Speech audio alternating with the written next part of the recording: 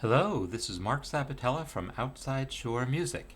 In this video, I want to talk about color tones and how you can easily add them into a chord using a really simple but important principle, and that is the idea that a color tone can substitute for a chord tone. So first of all, when I talk about color tones, specifically I'm talking about the upper extensions of a chord.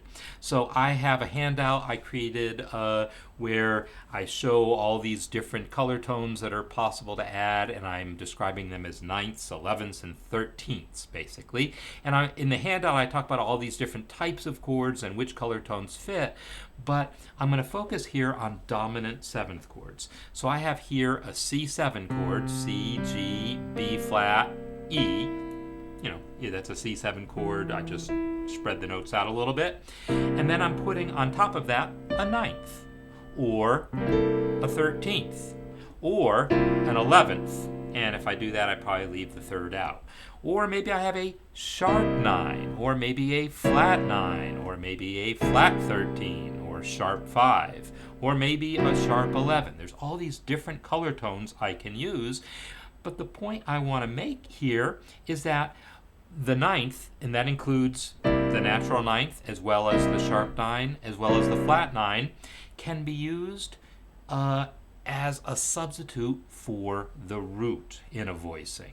Not in the bass. The bass needs to have the root, but the ninth in a context above the bass can substitute for the root. If you have a voicing that includes the root, just move the root up a step and you get a chord with a ninth in it. So for instance, I have this C7 chord here, and I can take that C that's currently on top and just take it up a step, and now I have C7 with a ninth in it. Or maybe I take it up to give myself a flat 9. Or maybe I take it all the way up here and have a sharp 9. So this is taking the root that was already present and just replacing it with a ninth. And then similarly, I can take the fifth and replace it with a 13th. Or perhaps with a flat 13. And all these can be used in different combinations. You can use a natural 9 with a flat 13 and a natural 13 with a flat 9, and all these different combinations. Lots of different ways of doing this. But the basic principle here is that if you have a voicing that basically works, a nice plain C7 voicing, you can replace the root with a ninth. You can replace the fifth with a 13th and get something that is essentially very similar but now has some color to it.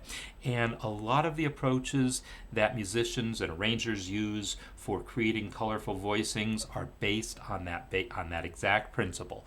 Ninths can substitute for roots, sixths can substitute for fifths.